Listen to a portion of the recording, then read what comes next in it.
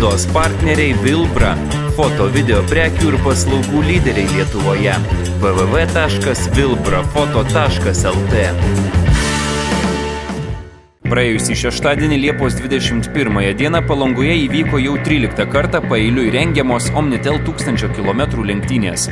Iš 40 pateikusių paraiškas dalyvauti komandų, kurių sudėtyje buvo net 129 sportininkai iš Lietuvos, Latvijos, Estijos, Rusijos, Belgijos, Didžiosios Britanijos ir Pietų Afrikos Respublikos klasifikuotos 33 ekipos. Omnitel 1000 km lenktynės tik pagrindinėmis varžybomis neapsiribojo. Šiemetinių naujovių sąraše gali likti nepastebėtas specialus dėmesys Porsche automobiliams. Penktadienį įvyko Porsche klubo Lietuva organizuotas renginys Race Attack energijos kodas, kurio metu buvo pristatyti klubo narių Porsche modeliai. Visi besidomintys šiais išskirtiniais automobiliais buvo supažindinti su klubo veikla bei puoselėjamomis vertybėmis. Porsche automobilius iš arčiau apžiūrėti buvo galima specialiame Porsche parkinge. Klubo autoparke buvo galima pamatyti ir vieną seniausių egzempliorių – Porsche 912. Taip pat gana retas ir įdomus Porsche 914, o pastaraisiais metais klubą papildė daug naujausius Porsche, tokius kaip 911 ar Porsche GTS modelius vairuojančių narių.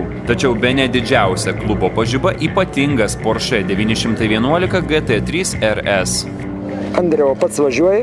Taip, važiuoju. Ten mano turbūt vienas iš nedaugelio Porsche be antifrizo šiandien važiuojančių. Tik oro aušinamų motorų, tai turbūt mano.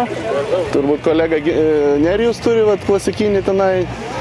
Ir vienas iš Porsche Rusijos klubo. Turbūt 3 klasikiniai automobiliukai šiemet. Klasikiniai automobiliai iki 94 metų. Nuo 24 metų kitas modelis, kuris jau aušinamas yra vandeniu.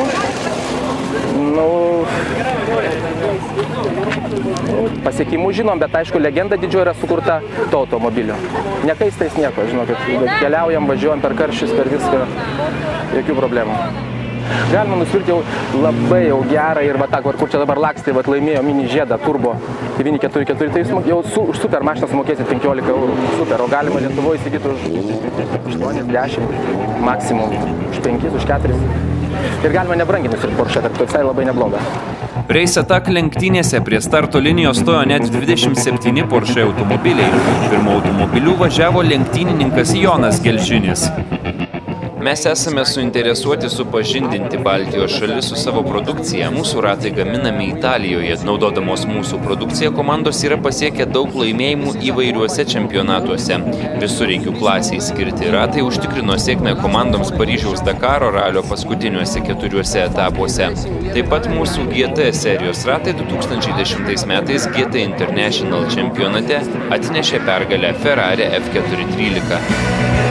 Pakalbinome svečią iš Rusijos Andrei Gerasimov, Porsche Classic Club Maskva atstovą. Renginys puikus, atvykome čia Lietuvos Porsche klubo kvietimu. Svarbiausia, jog dalyviai gauna daug teigiamų emocijų trasoje, o taip pat tai, ko negali gauti kelyje – geresnio automobilio pajutimo. Man asmeniškai Porsche tai visas gyvenimas – ir poilsis, ir tobulėjimo šaltinis, ir bendravimo forma. Svarbu, kad žmonės mylėtų automobilį, kuriuo važinėja, o taip pat ir gerbtų kitus eismo dalyvius.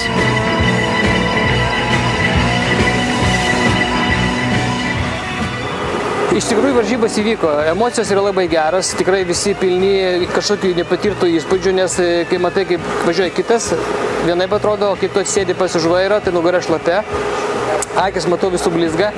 Ir tikrai labai smagu, bet pamatė žmonės, kad tai automobiliai nėra iki galo pritaikyti tokiom varžybom, kadangi daug yra labai stabdymo zonų. Ir stabdžiai, kurie yra standartiniuose automobiliuose, tikrai nėra tam pritaikyti. Ir paseka tokia tų stabdžių nebuvimas, kada jie užkaista. Tai vienas automobilis iš tikrųjų prarado stabdymą ir turėjo šiokią tokią avariją. Mūsų klubas daro įvairius renginius tiek Lietuvoje, tiek važiuojame į užsienį, bendradarbiaujam su kitų klubų nariais, su italais, su austrais, su lenkais, vokiečiais. Tai va, semėmės patirties iš jų, kadangi jie tikrai turi ilgą patirtį, senai toj klubinėje veikloje yra.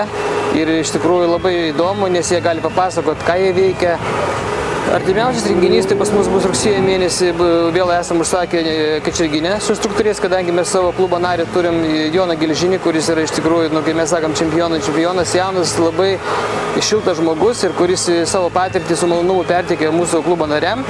Taigi bus Juta Racing Team, kuri pastoja padeda mums tos renginius organizuoti, kaip instruktoriai, kaip patarėjai įvairūs. Tai va, važinėsim Kačerginėj, o po to spalio mėnesį turim sezono uždarimą. Tai va, vėlgi turim įvairių idėjų. Šis renginys tai puikus įrodymas, kaip Porsche automobilis gali suvienyti daugybę skirtingų žmonių ir suteikti nepakartojamų emocijų tiek renginio dalyviams, tiek žiūrovams. Sulaukėme svečių iš Rusijos ir Lenkijos Porsche klubų. Tikimės, kad ši greičio ataka taps tradicija Omnitel 1000 km lenktynių programoje. Įspūdžiais dalinosi klubo prezidentas.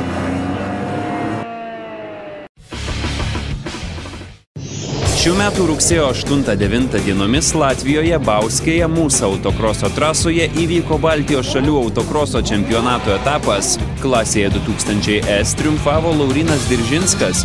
Ant žemesnių nugalėtojų pakylos laiptelių jis paliko Latvijos sportininkus Jurį Spikį ir Andį Utens. Baigiau startą, dar norėjau žiūrovom porą ratų apsukti, porą saulių ir kažkas sulūžo mašinai. Laimės turbūt dar, kaip sakot, užteko. Už tą patį Vilkyčių važiuoju sezoną, baigiam už Vilkyčių klubą. Iš pradžių gal kokius 3 ratus mačiau priešininką dar veidrodį, o paskui kažkaip žiūriu, nutolo ir toks atsileidau visai, įtampos nebeliko ir toks. Lengvai baigiau varžybas. Sunkiausias važiavimas tai vakarykštis. Pirmas važiavimas, nes mane pirmam važiavime buvau jau kaip ir antras, bet varžovas mane kliudė, apsuko, likau 5, bet jį nuėmė. Prieš tai dar vieną nuėmė varžovą, kuris falšų startą padarė, likau bendroji, įskaitau pirmą važiavime 3, skaitau neblogai. Jie agresyvūs, čia jiem kaip bulių kautynės, greitose varžybose visą mašiną buvo sulaužę. Irgi taip pat, pirmą važiavau, tiek sudaužė, kad mašinos jokios vietos nebuvo. O šį sykį kažkaip išlindom iš po starto, pirmas posūkis pats baisiausias, tai taip ir baigės gerai viskas. Jo, šiais metais baigiam sezoną, manau, užteks, ruošimės stipriai kitiem metam, žiemai, kitiem metam pavasarį. Klasėje 1602 prizinės vietas nuskynė Latvijos lenktynininkai. Vienintelis šiame etape dalyvavęs lietuvis Ričardas Lepšys finišavo 3. Open klasėje Darius Tamašauskas nepilna sekundė aplenkęs Raimondą Jerans užėmė 1. vietą. Dalius Valiukas distanciją baigė 3, 4 pozicijoje liko Kęstutis Gylys. Andrius Lugauskas finalinėme važiavime distancijos nebaigė. Labai sunkiai, vakar labai nesisekė, šiandien iki finalos labai sunkiai sekėsi, bet finale šiandieninė buvo mano fortūna ir parvažiavau pirmas mašiną, kaip ir pasirengė gerai ir 1. vieta. Latvija visą laiką mina, stiprus, varžovai labai stiprus.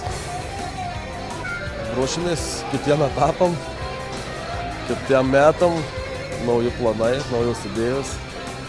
Sportuosim toliau.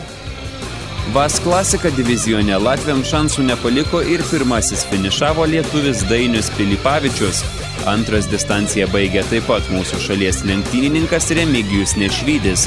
3. vieta atiteko Latvijos sportininkui Kristapui Maševskiui.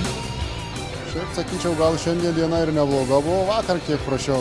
Kvalifikacijos nebaigiau, pustašiai nulūžo. Iš paskutinės vietos startavom, taip ir neblogai. Rezultatas šiandieninis yra neblogas. Šiai dienai tai buvo vienas Latvijos labai stiprus čempionas šių metų ir lietuvis Nešvydis. Irgi gerą mašiną turi. Ši trasa man visą laiką buvo įspūdinga. Viena iš geriausių Pabaltijo, galima sakyti, trasų. Klasėje B1600 Vytautas Kuras užėmė 3. vietą. Pirmasias 2 pozicijas pasidalino Latvijos lenktynininkai Maris Licis ir Ronalds Boldinč. B6000 klasėje lietuviai buvo nenugalimi. Ant aukščiausio nugalėtojų pakylos laiptelio užlipo Audrius Pilipavičius. 2. vietą užėmė Vidmantas Stadalius. Kaimyninės šalies sportininkas Andris Ramanis užėmė 3. vietą. Be Baltijos autokroso čempionato etapo praėjusį savaitgalį Bauskėje įvyko ir dar vienas Latvijos Folk Race lenktynių etapas. Kaimyninės Latvijos autokroso lenktynininkai taip pat išsiaiškino ir šio sezono nacionalinio autokroso čempionato pajėgiausius sportininkus. Sekantis autokroso sporto renginys vyks rugsėjo 22-23 dieną Marijampolėje, kur finišuos šio sezono regioninės automobilių kroso pirmenybės.